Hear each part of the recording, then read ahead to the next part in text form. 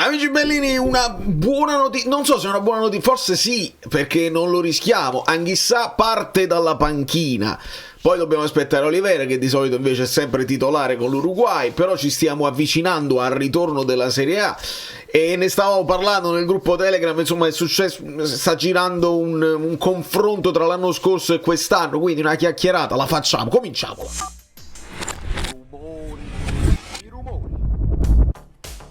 Allora, molto breve, perché tanto non c'è molto altro da dire, però vi volevo dare questa notizia che io la do per buona, nel senso per positiva. Benvenuta Elisabetta, anche Gaetano e anche tutti quelli che non mi escono qua, che comunque si iscrivono, grazie mille per il vostro supporto. Lasciate un like, perché perlomeno dall'inizio della partita non rischiamo una ricaduta di Anghissà.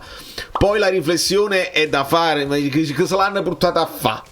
Nel senso, andiamo a capire, ci spostiamo un attimo. Io stavo in refresh, anche perché queste partite, insomma, delle qualificazioni africane non sempre arrivano notizie di prim'ordine, di prima mano sulle app, però qua siamo sicuri e quindi l'ho condiviso con il mondo.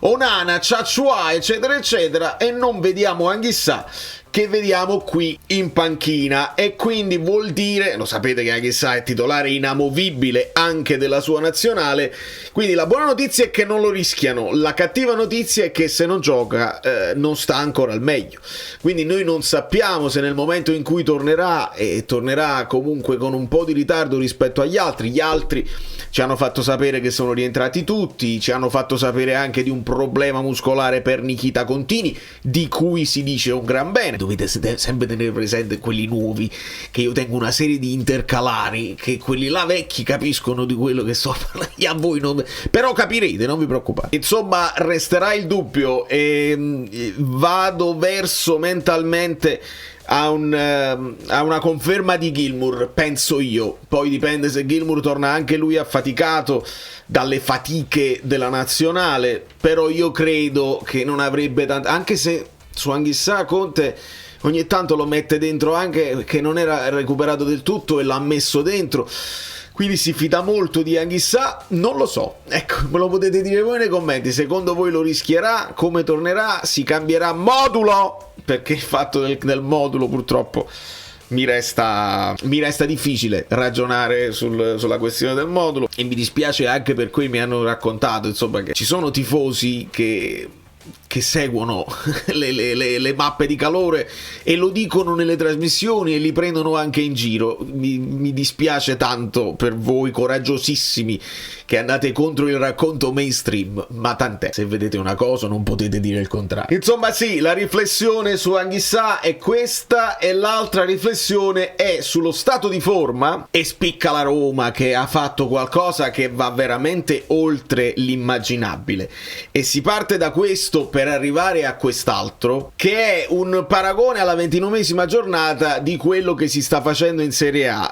Perché si dice sempre, ma la Serie A è più bella se stanno migliorando le squadre piccole, ecco perché è più interessante. Se andate a vedere i punti fatti, tutti i punti, nel 2023-24 si sono fatti 793 punti alla 29esima giornata. Quest'anno se ne sono fatti 787.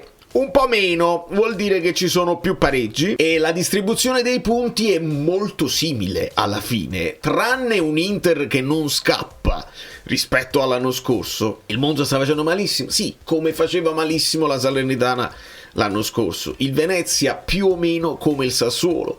Il Frosinone in questo momento è l'Empoli. Poi spiccano dei cambi incredibili che succedono. Il miglioramento più evidente è ovviamente quello del Napoli, che sta a più 16, non solo a più 16 ma anche un salto al secondo posto. Lì stavamo 150 scandite bene come se fosse un ritornello e la filastrocca con le tagliatelle o le fettuccine che uno va a prenotare 3 giorni prima e scandisce al telefono stavamo all'8º, poi abbiamo ancora tempo col finale di stagione di scendere al 9º e al 10º, ma vedete che salto incredibile da 45 punti a 61. Ecco perché quando poi mi si viene a dire tu Conte, come ti permetti di criticare Conte? Il contrario proprio, io sto dicendo da tempo immemore che Conte ha fatto già finora, già senza lo scudetto, qualcosa di straordinario. Poi lo vogliamo chiamare miracolo, lo vogliamo chiamare grande impresa, lo vogliamo chiamare il suo dovere, è qualcosa di straordinario e di non sottovalutabile. Quello che sta venendo meno è un po' l'Inter, perché l'Inter da 76 a 64 è un meno 12 importante. L'Atalanta è a più 11 rispetto all'anno scorso, che salto anche loro. Il confronto col Bologna pure sfizioso, sono giornate in cui non si fa altro che parlare di Motta, e il Motta dell'anno scorso 54 punti, il Motta di quest'anno a 52, però con la Juve, mentre il Bologna di quest'anno un punto in meno, stessa posizione di classifica, un punto in meno. Poi ci sono state anche delle statistiche che sono state confermate, il numero di passaggi, il tipo di pressing. Alla fine Motta stava facendo più o meno quello che faceva l'anno scorso col Bologna, ma le aspettative alla Juventus sono completamente diverse e con quella squadra si poteva e si doveva far meglio sicuramente, e quindi c'è il ribaltone. La Lazio c'ha 8 punti in più rispetto all'anno scorso e non sono pochi, la Roma ne ha 2 in meno, però il salto che ha fatto nell'ultimo periodo, da quando Ranieri è riuscito a portare quella famosa normalizzazione che adesso gli juventini sperano di vedere in Tudor, facile ridere, postano gli juventini, tu finalmente un allenatore che allena, sono le stesse immagini che avete postato di Motta all'inizio e dicevate finalmente un allenatore che allena. La cura Tudor, vediamo. La Fiorentina perde una posizione di classifica ma ha 2 punti in più, e il salto verticale verso il basso ovviamente lo fa il Milan con meno 15 punti, leggo bene, sì, meno 15 punti per il Milan, e un crollo dal secondo posto fino al posto di adesso che sono noni. Poi più o meno il Torino è uguale, il Genoa è uguale, al posto del Lecce c'è il Como, ma il Lecce sta più o meno lì. L'Udinese sta facendo molto meglio, 13 punti in più non sono pochi, e poi il Cagliari più o meno la stessa roba, più o meno la stessa, il Verona c'ha 3 punti in più ma più o meno stiamo là, insomma non cambia moltissimo, sta cambiando solamente l'Inter, questa è la verità rispetto all'anno scorso, e noi fondamentalmente, quindi già stare lì attaccati, no, significa perché ci stai, perché stai facendo un di più rispetto a quello che pensavi di poter fare, e l'Inter sta facendo un di meno rispetto a quello che è nelle proprie possibilità, però hanno un anno in più, stanno giocando tutte le coppe, tutte le solite cose. Un'altra considerazione interessante che è partita dal gruppo Telegram è questa qua. Voi se non state nel gruppo Telegram veramente vi perdete delle primizie, perché noi parliamo di calcio 24/24, non sempre posso fare un video, però alle volte lo faccio. I giocatori più valuabili, Valenti, più valuabili della Serie A, cioè il valore maggiore che ha. Non vedo giocatori del Napoli. Come mai? Come mai siamo costretti a vincere lo scudetto e siamo i favoriti in pompa magna, in pectore, se nessun giocatore la fa da padrone del Napoli nell'11 più valuabile della Serie A, ed è un 11 anche difficile da contrastare e da contraddire, perché sì, carne secca, magari poi ci puoi mettere un De Gea, puoi decidere se Sommer ha un po' valore, però il valore è dato anche dall'età. In questo momento carne secchi, Bremer 50 milioni, se ne è sceso un po' per l'infortunio, Bastoni 80, potrebbe anche non valerne 80, ma questi sono i valori che ci porta Transfermarkt. Di Marco Braccetto, forse non lo rischierei più Braccetto, ma insomma, se fai questa formazione con un 3-4-3 molto offensivo, 3-4-1-2, insomma, Barella ce lo devi mettere per forza. Ederson, se non vuoi mettere Çalhanoğlu, ci metti Ederson, Leao da una parte, Pulisic dall'altra, Lookman dietro le 2 punte, Thuram e Lautaro. Non c'è Buongiorno che se la potrebbe giocare, però se la gioca con Bastoni se la può giocare con Di Marco, ma non arriva a valere 60. A centrocampo noi siamo molto affezionati a Lobotka, vale 50, vale 50 di Ederson, quanto vale oggi McTominay? Queste sono domande legittime che si possono fare. Lukaku non può valere quanto Lautaro e quanto Thuram.